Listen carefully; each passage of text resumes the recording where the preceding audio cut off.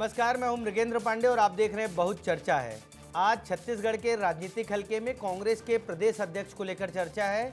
ये चर्चा उस समय शुरू हुई जब प्रदेश अध्यक्ष दीपक बैज ने कहा कि टीएस सिंहदेव को केंद्रीय संगठन में जाना चाहिए। आखिर दीपक बैज को ये कहने की क्यों जरूरत पड़ी कि टीएस सिंहदेव को प्रदेश संगठन नहीं राष्ट्रीय संगठन में जाना चाहिए, देश की पॉलिटिक्स करना चाहिए, सीनियर नेता है। लेकिन टीएस सिंहदेव ने साफ साफ कहा कि वो प्रदेश की ही राजनीति में रहेंगे, वो अभी भी युवाओं जैसे ही हैं। कुल मिलाकर न तो टीएस सिंहदेव न ही दीपक बैज, दोनों लोग प्रदेश अध्यक्ष के लिए दावेदारी ठोक रहे हैं। हालांकि दीपक बैज अभी प्रदेश अध्यक्ष हैं, जून तक उनका कार्यकाल है, उसके बाद हो सकता है कांग्रेस किसी नए प्रदेश अध्यक्ष को लाए या फिर दीपक बैज को ही कंटिन्यू करे। लेकिन आज चर्चा इसी बात की है कि दीपक बैज और टीएस सिंहदेव आखिर प्रदेश अध्यक्ष क्यों बनना चाहते हैं। इसी विषय पे चर्चा करेंगे। सबसे पहले हमारी ये रिपोर्ट देखिए, फिर चर्चा को आगे बढ़ाएंगे।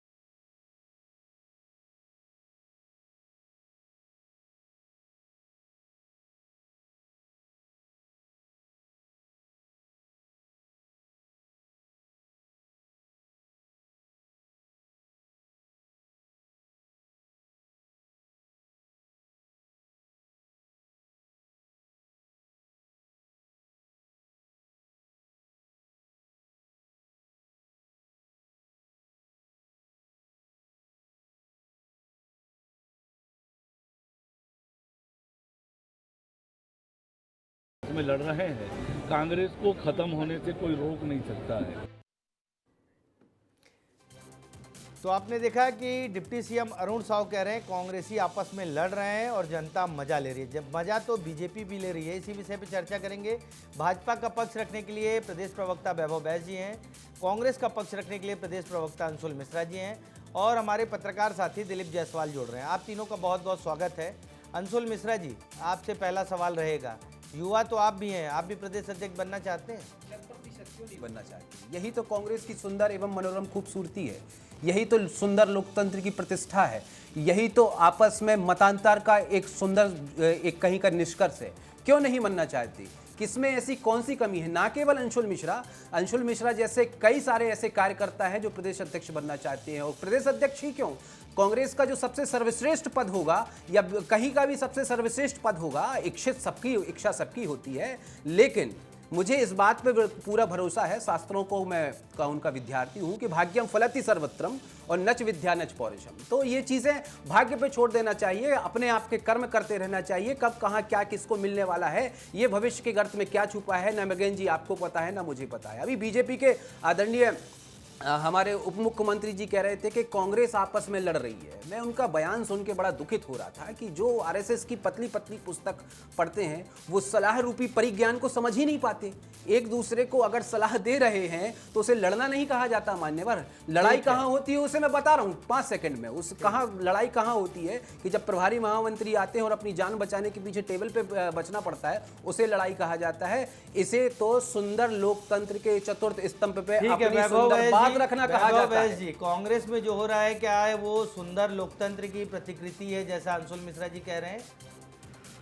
देखिए, कांग्रेस में जो हो रहा है वो अनुशासन का अभाव है, नीति का अभाव है, नेताओं का अभाव है और सबसे बड़ी बात है नियत का अभाव है। अंशुल भाई बैठे हैं, मैं उनका बहुत सम्मान करता हूँ, एक बहुत अच्छे प्रतिष्ठित कवि हैं वो, तो मैं 2 पंक्तियाँ उनको एक सलाह के रूप में एक बड़े भाई होने के नाते देना चाहूँगा। मैंने मंत्र बोला, आप कभी कह रहे हैं। पाँव पत्थर करके छोड़ेगी ज़मीन अगर रुक जाइएगा, चलते रहेंगे तो ज़मीन भी हम सफ़र हो जाएगी। जुगनुओं को साथ लेकर रातें रोशन कीजिए, रास्ता सूरज का देखते रहे तो शहर हो जाएगी। तो कांग्रेस में बिखरी हुई कांग्रेस है प्रदेश में, कहीं पे भाजपा से टक्कर में भी नहीं है कांग्रेस पार्टी। तो ये विषय ही है, तो लोग उसमें चटखारे ले रहे हैं, तो बस उसमें हम भी चटखारे ले रहे हैं।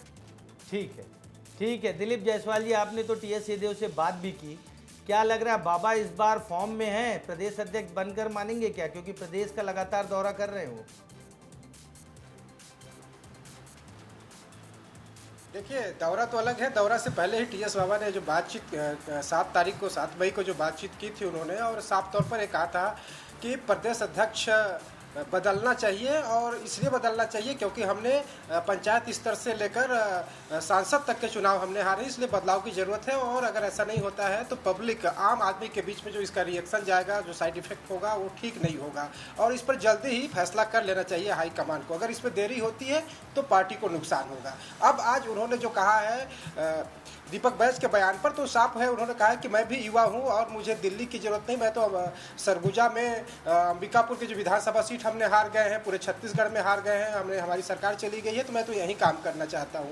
उधर उन्होंने दीपक बैज को कहा है वो तो युवा है, आप सीएम बनिए। तो इससे समझा जा सकता है कि दोनों नेताओं के भीतर जो आपसी कह सकते हैं अंदर खाने में जो लड़ाई चल रहा है, दोनों की जो बातचीत से समझ आ रहा है कि कहीं ना कहीं टीएस सिंहदेव या तो मुख्यमंत्री नहीं बन पाए, उनके पास आज भी वो टीस है, वो दर्द है, और चाहते हैं कि कम से कम मैं प्रदेश का अध्यक्ष बन जाऊं, पीसीसी चीफ बन जाऊं। और यही वजह है कि वो सलाह दे रहे हैं दीपक बैज को कि आप मुख्यमंत्री बन जाइए और मुझे कम से कम आप पीसीसी चीफ बनने दीजिए। सब कुछ लागू समझ आ रहा है। मुख्यमंत्री तो बन नहीं सकते। अंशुल मिश्रा जी, आप ही के पास आऊंगा क्योंकि आपका नंबर आ गया है। मैं पहला सवाल मेरा ये रहेगा कि आप क्या किसके समर्थन में, टीएस सिंहदेव के समर्थन में है या दीपक बैज के? और दूसरा, कांग्रेस पंचायत से लेकर पार्लियामेंट तक चुनाव हार गई है, तो क्या कांग्रेस का प्रदेश अध्यक्ष बदला जाना चाहिए? मैं बिंदुवार तरीके से जवाब देने का प्रयास करता हूं। आदरणीय हमारे प्रेमीय प्रवक्ता ने, हमने तो श्लोक कहा था, उन्हें पता नहीं कैसे शायरी आ गई, और इन्होंने बड़ी बात कही कि बीजेपी के तो आसपास भी नहीं है कांग्रेस, तो हमारा रिजेक्टेड माल उठाकर आप प्रदेशों के मुख्यमंत्री बनाते हो और हमसे यह कह जाते हो कि हमारा तो कहीं से कहीं वास्ता ही नहीं है, लड़ाई नहीं है, तो पहले अपने अंदर खाने को झांक लेना चाहिए। माल तो आपकी पार्टी में ही सीएम नहीं बन पाया ना, वही मैं आपको बता रहा हूँ। तो हमारा रिजेक्टेड माल वहाँ तो बन गया ना, तो खुशी तो इन बात की है। इनका माल किधर गया पता ही नहीं चला, और इन्होंने अभी जुगनुओं की बात कर ली है, तो इनको मैं थोड़े से कम शब्दों में बता देना चाहता हूँ कि जुगनुओं ने शराब पी ली है, जुगनुओं ने शराब पी ली है, वो अब सूरज को भी गालियां देंगे। तो आदमी को पता रहना चाहिए कि जुगनुओं को शराब पीने के बाद सूरज को टॉर्च दिखाने की आवश्यकता नहीं होती। अब मैं आपके प्रश्न पर आता हूं। इन्होंने अभी वरिष्ठ पत्रकार महोदय ने कहा कि आपस में लड़ाई चल रही है। मान्यवर, इसे लड़ाई नहीं, इसे सलाह कहा जाता है कि अगर दीपक बैज जी ये कहते हैं या आप मुझसे यह कहते हैं कि तुम्हें प्रदेश अध्यक्ष बनना चाहिए या तुम्हें अच्छा प्रवक्ता बनना चाहिए, तो उसे सहस्त्र स्वीकार करते हुए अपनी बात को अवश्य रखना चाहिए। ये सुंदर लोकतंत्र की सबसे बड़ी खूबसूरती होती है। यही नरेटिव बदलने की आवश्यकता है आज मेरे हिंदुस्तान में, कि अगर किसी व्यक्ति ने एक सम्मान पूर्वक किसी को सलाह मात्र दे दी तो आज वह चर्चा का विषय बन गया, और इन मैखानों में चर्चा का विषय बन गया जहां पर सिर्फ और सिर्फ पर्ची सिस्टम चल गया। तो जनता को इस बात का समर्थन करना चाहिए। और तीसरी बात, मृगेन जी, आपने कहा कि आप किसका समर्थन करते हैं। अंशुल मिश्रा हर उस बात का समर्थन करता है जो आला कमान निर्णय लेता है। अंशुल मिश्रा हर उस बात का समर्थन करता है जो सबसे सक्षम नेता, जो सबसे अच्छा नेता अपने प्रदेश का और साथ ही साथ देश का। आप आला कमान का समर्थन करते हैं, उनको कहते हैं पर्ची। पर्ची और आला कमान तो एक ही चीज है। आप यही मैं सुनना चाह रहा था कि उनको कहते हो पर्ची और आप आला कमान का समर्थन करते हो, तो उनके यहाँ पर्ची आप मानते हो, मैं धन्यवाद करता हूं। लेकिन हमारा आला कमान, आप कह रहे हो सुनिए तो, हमारा आला कमान कैसा है? आला कमान कौन है? राहुल गांधी है कि खड़गे जी है? कौन है आला कमान? प्रदेश स्तरीय नेताओं के साथ एक बैठक करता है, संगोष्ठी करता है, उसके बाद रिजल्ट निकलता है, निष्कर्ष निकलता है, और एक नाम तय होता है जिसमें सबका समर्थन होता है, और वो सामूहिक नेतृत्व करता है। आज 15 दिन पहले देखिए ना, आप ही के विस्तार न्यूज ने चलाया है, प्रदेश के शीर्ष के सभी नेता महिला कांग्रेस की कार्यकर्ता को आशीर्वाद देने आए थे ना। ये जिम्मेदारी है। बीजेपी भी चाहती है, बीजेपी भी चाहती है कि ऐसा हमारे साथ हो। बेचारी कर नहीं आए थे, लेकिन उसी दिन कांग्रेस का एक नेता जिसकी मृत्यु हुई थी उसको श्रद्धांजलि नहीं दी गई, काफी किरकिरी, उसके दूसरे दिन गई, असंवेदनशील हो जाती है। वैभव बैस जी, ये जो पूरा घटनाक्रम चल रहा है उससे क्या बीजेपी को फायदा होगा? जो कांग्रेस के नेता, सभी नेता प्रदेश अध्यक्ष बनना चाहते हैं। अभी 2 दिन पहले दीपक बैज ने भूपेश बघेल से भी मुलाकात की। क्या लग रहा है ये भूपेश बघेल और दीपक बैज फिलहाल एक साथ आ गए हैं बाबा को रोकने के लिए? ऐसा कुछ लगता है आपको? देखिए, कांग्रेस में खेमेबाजी कांग्रेस का पुराना इतिहास रहा है। आज से नहीं, शुरू से, जब से कांग्रेस की स्थापना हुई है तब से कांग्रेस में खेमेबाजी होते जा रही है। पहली खेमेबाजी हुई थी 1939 में। अंशुल भाई अभी बहुत युवा हैं तो उनको थोड़ा इतिहास पढ़ना चाहिए। जानकारी है। नेताजी सुभाष चंद्र बोस कांग्रेस के अध्यक्ष निर्वाचित हुए थे, तो नीचे के लोगों ने उनको अध्यक्ष का पदभार ग्रहण करने नहीं दिया। उसके बाद 1939 में नेताजी सुभाष चंद्र बोस ने फॉरवर्ड ब्लॉक की स्थापना की। तो क्या अंशुल मिश्रा जी नेताजी सुभाष चंद्र बोस को भी इनडायरेक्टली रिजेक्टेड माल कह रहे हैं? ये बहुत शर्मनाक है, ये बहुत शर्मनाक है मृगेंद्र जी। और आप चिंता कर रहे हैं कि मेरे हिंदुस्तान का ऐसा हो, मेरे हिंदुस्तान का वैसा हो।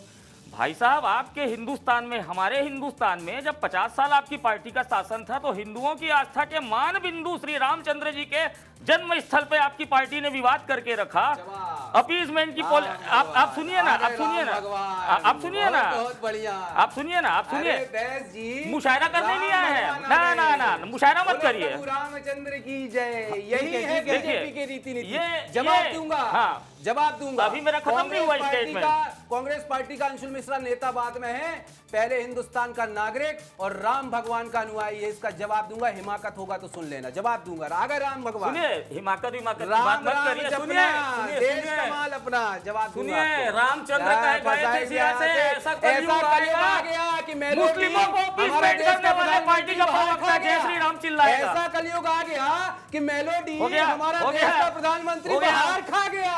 हो गया, ऐसा हो गया। रामचंद्र जी लाएंगे, कलयुग देखिए, लाएंगे, बीच में आएगा। ठीक है, ठीक है, जवाब, अंशुल जी, जवाब, अंशुल जी, एक एक करके बात रखते हैं, एक एक करके बात। वैभव जी, आप कंटिन्यू। मैं कह रहा था मृगेन जी, रामचंद्र कह गए सिया से ऐसा कलयुग आएगा, कि मुस्लिम मेलोडी जो अपीजमेंट है, देख। वो प्रधानमंत्री चले, आप मोदी बोल लीजिए। भारत के बाहर खाएगा। आप बोलिए, आप बोलिए, आप बोल के आप सुन लीजिए, आप बोल के आप सुन लीजिए, आप बोल के आप सुन मैं लीजिए। आपकी लाइन को आगे बढ़ा रहा हूं। मैं सस्ता आपकी शायर नहीं हूँ अंतरात्मा भाई, की भावनाएं मैं बता रहा सस्ता था। शायर नहीं हूँ मैं कांग्रेस तो पार्टी का, आपके- मैं सस्ता मैं तो शायर आपकी नहीं हूँ। अंतरात्मा बता रहा था। मैं ठीक है, सस्ता शायर नहीं हूँ। अंशुल जी, एक एक करके बात रखते हैं, आपको भी समय दूंगा मैं। वैभव जी, आप कंटिन्यू करिए। जिस दिन से हिंदू जागे है ना मृगेंद्र जी, आज कांग्रेस पार्टी के प्रवक्ता को आपके स्टूडियो में बैठ के सिया और रामचंद्र की जय कहना पड़ रहा है। ये भारतीय जनता पार्टी का देश में महत्व दिखाता है आपको। कांग्रेस पार्टी 50 साल तक अपीजमेंट की पॉलिटिक्स करते आई। मैं फिर से वहीं पे आता हूँ, ना इनके पास नेता है, ना इनके पास नीति है, ना इनके पास अनुशासन है, और सबसे बड़ी बात, ना इनके पास कोई साफ सुथरी नीयत है। राहुल गांधी जी, जिस दिन आपने देखा कि 4 मई को चुनाव के रिजल्ट आ रहे थे, राहुल गांधी जी छुट्टी मनाने चले गए। तो होता क्या है कि कांग्रेस पार्टी पूरी तरीके से बिखरी हुई है। और जब अब ये आप छत्तीसगढ़ प्रदेश की उसमें मत देखिए कि टी.एस. सिंहदेव जी, भूपेश बघेल जी क्या कर रहे हैं। भाई, राहुल जी और प्रियंका जी के भी खेमे अलग अलग हो चुके हैं आज देश में। तो दीपक बैज जी एक बहुत तेज तर्रार ट्राइबल नेता हैं। कांग्रेस में क्या होता है कि किसी ट्राइबल व्यक्ति को उसमें उनकी नेतागिरी, उनकी लीडरशिप को ग्रूम नहीं किया जाएगा। मुझे तो ये लगता है कि दीपक बैज जी को एक कार्यकाल का एक्सटेंशन और देना चाहिए। लेकिन होता क्या है कि कांग्रेस के जो पुराने छत्रप हैं, टी.एस. सिंहदेव जी हैं, भूपेश बघेल जी हैं, चरणदास महंत जी हैं, उनका एक अपना अलग ऑरा है। ये सारे पुराने छत्रप मिल के दीपक बैज जी को नेता ही नहीं मान रहे हैं। तो तकलीफ तो कांग्रेस पार्टी के अंदर है। आप हमको शायरी सुना के क्या कर लेंगे? आप अपनी पार्टी के अंदर झांकिए अंशुल जी, बिल्कुल दीजिए भाई। ठीक है अंशुल जी, आप लोग मान रहे हैं दीपक बैज को नेता मान रहे हैं? मैं वैभव बैज जी कह रहे हैं कि अपनी पार्टी के अध्यक्ष को ही नहीं मान रहे हो आप लोग। मैं जब हमारे प्रेमी प्रवक्ता बात कर रहे थे तो मैं ना अंदर मन से ना बड़ा दुख हो रहा था। एक सेकंड, लीजिए, मैं बिल्कुल स्ट्रेट हूँ भाई, मैं आपका प्रेमी नहीं हूँ, आप प्रेमी मत बोलिए मेरे को, मैं बिल्कुल स्ट्रेट हूँ। मैं ठीक है, प्रेम ठीक करता है। हूँ और प्रेम मेरे संस्कारों की जननी है। हाँ, लेकिन और आप दूसरी मुद्दे पे मैं बात ये करिए कि भाई अध्यक्ष कौन मुस्कुराहट- बनेगा। प्रेम मुस्कुराहट वेम एक तो बाद दुआ में है, करेंगे। मुस्कुराहट एक दुआ है, लिया कीजिए दिया कीजिए। तो हमारे प्रेमी प्रवक्ता जब इस बात को बात कर रहे थे तो मैं अंदर से रो रहा था कि मैं भी ये चाहता था कि बीजेपी में भी ऐसे 4 नेताओं का नाम पता चल जाए जिसकी मैं बड़ी जिम्मेदारी पूर्वक लाइव डिबेट में बैठ के प्रशंसा कर सकूं। लेकिन मैं क्या करूं, वहां पे सिर्फ और सिर्फ राजनीतिक केतु चलता है, उसमें बाकी के बीच में सारे 9 ग्रह फंसे रहते हैं। इसलिए तो कहते हैं कि वहां पर 1 लाख चलो की राजनीति है। अब ये कहते हैं कि यहां पर छत्रप कौन है? टी.एस. सिंहदेव जी, बिल्कुल सही आपने कहा। दीपक बैज जी बहुत अच्छे हैं, बिल्कुल आपने सही कहा। राहुल जी का खेमा अलग है और प्रियंका जी का खेमा अलग है, बिल्कुल सही कहा। जब आप ये कह रहे थे, जब आप ये कह रहे थे, जब इस बात को आप कह रहे थे, तो मुझे वनस्पति विज्ञान मुझे वनस्पति विज्ञान का वो पेड़ याद आ रहा था, जिस पेड़ में जड़ तो एक होती है लेकिन शाखाएं अलग अलग होती है। मैं तो धन्यवाद करता हूं ऐसे प्रवक्ताओं को जो कम से कम हमारी पार्टी को इस वनस्पति विज्ञान जो प्राकृतिक समृद्धता से भरी हुई है उससे कहीं ना कहीं जोड़ने का प्रयास कर रहे हैं। हमारे यहाँ 1 लाख चलो की राजनीति नहीं नहीं है ना सरकार, हमारे यहाँ पे नहीं है। भविष्य कौन तय करेगा ये भाग्य पर निर्भर करेगा, कर्म तो कौन तय करेगा ये हाथ पर निर्भर करेगा। और बीजेपी कांग्रेस का अंतर इतना होता है कि जिसका हाथ जितना लंबा होता है कांग्रेस में उसको उतना बड़ा पद मिलता है, और बीजेपी में जिसकी जीभ जितनी बड़ी होती है उसको उतना बड़ा पद मिलता है। ठीक है दिलीप जायसवाल जी, कांग्रेस का अंतर। दिलीप जायसवाल जी, वैभव बैस जी कह रहे थे कि कांग्रेस जो है आदिवासी नेतृत्व को स्वीकार नहीं करती है, सरगुजा से ही आते हैं पूर्व मंत्री। उन्होंने भी कहा कि ट्राइबल को मुख्य प्रदेश अध्यक्ष बनाना चाहिए और सरगुजा से बनाना चाहिए, क्योंकि अभी तक एक बार भी प्रदेश अध्यक्ष सरगुजा से नहीं बना है। क्या है इनकी मंशा?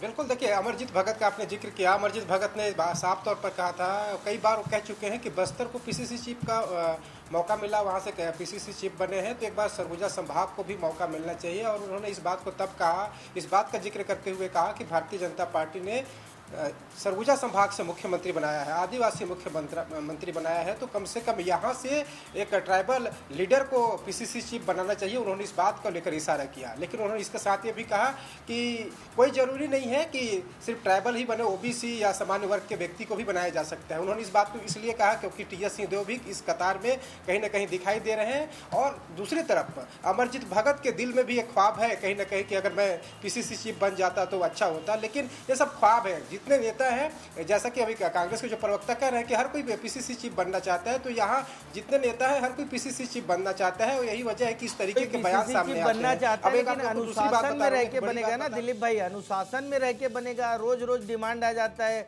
रोज रोज नोट आ जाता है कि आज मैं बनूंगा कल मैं। अंशुल मिश्रा जी, अनुशासन में रह के पार्टी में काम होगा ना, या मनमाना कोई भी अध्यक्ष बन जाएगा, कभी भी आएगा बोलेगा आज मैं सीएम बनूंगा, आज मैं ये बनूंगा, आज मैं वो बनूंगा। संपूर्ण डिबेट में आपके श्रीमुख पर बड़ी जिम्मेदारी पूर्वक एक बात निकल कर आई कि किसी भी कर्म को पूर्ण और सिद्ध करने के लिए अनुशासन अति अनिवार्य होता है। इसका समर्थन कांग्रेस का एक एक नेता और एक एक कार्यकर्ता करता है। बस करता है, लेकिन है नहीं। करता है। मैं कंप्लीट करूं, आपके बीच में नहीं बोलता बीच में, सुनिए। तो अब आपने कहा कि अनुशासन में रहकर रहना पड़ेगा, तो मैं ये कौन सा अनुशासन मानूं कि दीपक बैज जी ने अगर अपने परिवार के चौथे लोकतंत्र के स्तंभ पे अर्थात मीडिया में अगर किसी अपने वरिष्ठ नेता को सलाह दे दी कि उन्हें ये करना चाहिए, तो ऐसी कौन सी अनुशासन अब साथ में ये सलाह नहीं है, ये सार्वजनिक बेइज्जती की गई है, सार्वजनिक बेइज्जती की गई है कांग्रेस के वरिष्ठ नेता की। भावना जैसी प्रभु मुहूर्त देखी तिन तैसी आपके यहाँ होती है बेइज्जती। पूर्व पीडब्ल्यूडी मिनिस्टर साइड में फुटेज चल रहा है, ये सिंहदेव जी का अपमान कर रहे हैं। पीडब्ल्यूडी मिनिस्टर होते हैं,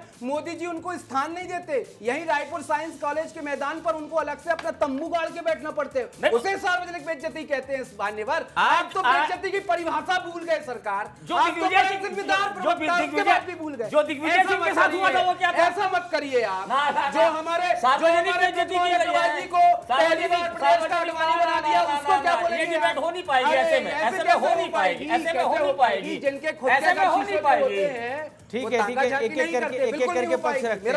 अंशुल जी मुद्दे पे आइए आप। मुद्दा ये है कि अनुशासन में किया हुआ हर वह कार्य को अगर सिद्ध करना है तो अनुशासन का मार्ग प्रशस्त होता है। अगर सलाह देना, मीडिया में सलाह देना कहां से अनुशासन है? किसने कहा? यही तो संविधान को पढ़ लो आप, पुस्तकें से बाहर निकल लो आप नागपुर के बाहर तो आकर देखो, तेरी बज़्म के बाहर एक सुंदर दुनिया है मेरे भाई।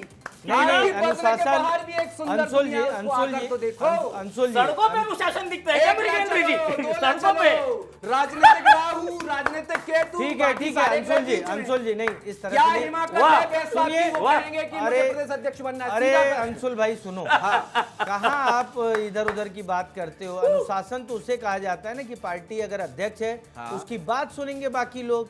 अगर आप खुलेआम मीडिया में कह रहे हो कि नहीं उनको दिल्ली जाना चाहिए और इनको वो बोल रहे हैं कि मैं युवा हूँ, यही तो अनुशासन का मामला आता है ना। और पार्टियों में आप नहीं देखते हो, मतलब अनुशासन का मतलब ये थोड़े होता है कि जिसका जो मन करेगा वो बोलेगा, नहीं ऐसा होता है क्या कांग्रेस? बिल्कुल आपने सही कहा कि अनुशासन का मतलब क्या होता है। चलो मैं मतलब समझा देता हूँ। अनुशासनहीनता का मतलब वो होता है कि जब एक नेता खड़ा होता है और अपने वरिष्ठ नेताओं को गंदी गालियों से सुशोभित करता है, दिल्ली से आए हुए नेता को, उसे अनुशासनहीनता कहा जाती है। मैं किसकी बात कर रहा हूं आपको पता है? विद्याचरण शुक्ला जी की बात कर रहे हैं आप, जहां दिग्विजय सिंह को मारपीट की गई थी। गलत डायरेक्शन में जा रहे हो। तीर सही लगा। चलो कमान अब कौन तो होगा। अब अनुशासनहीनता उसे कहा जाता है कि जब प्रभारी महोदया आती हैं और उन्हें गंदी गालियों से सुशोभित किया जाता है। कुमारी शैलजा के साथ भी आप लोगों ने ऐसा किया। शर्मनाक है ये। डी पुरेंद्रेश्वरी शर्मनाक है ये। नहीं, नहीं। शर्मनाक है। अनुशासनहीनता उसे कहा जाता है जो वो कहा जाता है मंच पे खड़े होकर, ओए सफेद कपड़ा साइड हो जाओ, ओए सफेद कपड़ा साइड हो जाओ, उसे अनुशासनहीनता कहा जाता है। अपनी इच्छा को, मनोवांछित इच्छा को अपने परिवार के सुंदर लोकतंत्र के चतुर्थ स्तंभ पे रखना, मैं ये समझता हूँ लोकतंत्र की सबसे बड़ी ठीक है खूबसूरती वैभव कही जी, जाती वैभव जी है। आपके पास आऊंगा। वैभव अंशुल जी, जी, इसको अंशुल जी समझिए, बहुत आरएसएस के बाहर तो निकलिए। अंशुल जी हिंदुस्तान बहुत को देर से पढ़िए। अनुशासन पे बता रहे हैं, लेकिन इनके अनुशासन को लोग मान नहीं रहे। वैभव जी, क्या लगता है कि कांग्रेस के इसी अनुशासन का फायदा बीजेपी को मिलता है, जो अंशुल मिश्रा की भाषा में अनुशासन है? एक सेकंड में वैभव जी में क्या हिमाकत है जो ये कह सकते हैं कि आने वाले समय में मुझे भी प्रदेश अध्यक्ष बनना है? बता दीजिए, हिमाकत है क्या? प्रवक्ता से बैन हो जाओगे भाई साहब? मुझे इस हिमाकत प्रदेश है का- क्या? वो इसी- पर्ची में सुनो नाम ना। जब तक नहीं आएगा वैभव जी हाँ, बन सुन नहीं लो, पाएंगे, सुन लो। बन नहीं पाएंगे। हाँ, बोलिए, अंशुल मिश्रा में बोलिए। ये हिमाकत है, अंशुल मिश्रा जैसे लाखों कार्यकर्ताओं में ये ठीक है, हिमाकत है। धीरज जी। अंतर स्पष्ट है ओरिजिनल माल और नकली ठीक है माल। वैभव जी आप अपना पक्ष रखिए। अंशुल मिश्रा जी की सोच छोटी है, उनको प्रवक्ता बनना है। मैं इस प्रदेश का जाकी मुख्यमंत्री रही बनना भावना चाहता हूँ। जैसी प्रभु मूरत देखी मैं इस थी। प्रदेश का अंशुल- मुख्यमंत्री अरे उनकी बनना बात सुनो चाहता भैया। हूँ। मैं इस प्रदेश का मुख्यमंत्री अंशुल जी, बनना उनकी बात चाहता तो हूँ। सुनो, अरे सुनो। छोड़ो यार, मुख्यमंत्री बन जाएंगे सुनिए, लेकिन सुनिए, प्रदेश सुनिए, अध्यक्ष की हिमाकत सुनिए, नहीं है। सुनिए, कैडर बेस है सुनिए ना, ना। Cadre base. सुनिए ना, वो सुनिए कैडर ना। बेस। क्या है, अभी इन्होंने कहा कांग्रेस के विद्वान प्रवक्ता ने कि एकला चलो की राजनीति, कांग्रेस एकला ही चल रही है भाई। सोनिया जी, राहुल जी, बीजेपी, प्रियंका जी और जीजा जी, राहु केतु, जीजा राहु जी, केतु, है ना? तो राहुल क्या केतु। है, सुनिए ना राहुल अंशुल जी, केतु। मैं तो इस पूरे मंच नौ से पे बोला फंसे ना, हुए। मैं तो इस मंच से बोला ना कि मैं इस प्रदेश का मुख्यमंत्री। मैं तो चाहता हूं कि बैस जी जैसे लोग आयोग निगम में अपना स्थान करें, लेकिन मेरी हिमाकत नहीं है इनको साधुवाद करने की, नहीं तो बैन हो जाएंगे। राहु केतु, मैं तो इस प्रदेश का राहुल मुख्यमंत्री केतु। बनना चाहता हूँ। अरे क्या पहले हो गया? आयोग ठीक है, में तो मुद्दे आ जाओ पे भैया। आते हैं, अंशुल भाई। आयोग में आ जाओ सरकार। सुनो ना, अंशुल भाई, सुनो ना, सुनो अंशुल ना। भाई, मुद्दे पे आते हैं। सस्ते मुद्दे पे मस्खरे आते जैसे हैं। बात मत करो, मेरी बात सुनो। वैभव अरे जी, देश में सब कुछ सुनो महंगा ना। हो गया भैया, नहीं, सस्ता नहीं, कुछ नहीं अंशुल- बचा। सही कह रहा अंशुल है, जी, मेलोडी इस- महंगी हो गई। अरे भाई हाँ, देश में सब कुछ महंगा हो गया। सुनिए, सुनिए। अरे पेट्रोल अंशुल बहुत भाई महंगा है। सुनो यार, आप तो सुन ही नहीं रहे हो। सुनो ना, देश में ना सब कुछ मुद्दे पे महंगा। बात हाँ, सुन करते लेते हैं, हैं भैया, सुन लेते हैं। मुद्दे पे बात करते हैं। कहाँ इधर उधर भटकते हो? हाँ, सही वैभव बात। बैस जी बोल रहे हैं मैं सीएम बनना चाहता हूँ, जो आपने बोला उसका जवाब दिया। वैभव बैस जी, आपसे सवाल अंशुल मिश्रा रहेगा। जी अभी कह रहे थे, मैं बताता हूँ आपको, देश में सब कुछ सस्ता हो गया है, ये सब कुछ महंगा हो गया, सॉरी, देश में सब कुछ महंगा, हाँ हाँ, देश में सब कुछ महंगा हो गया, सस्ता क्या बचा है?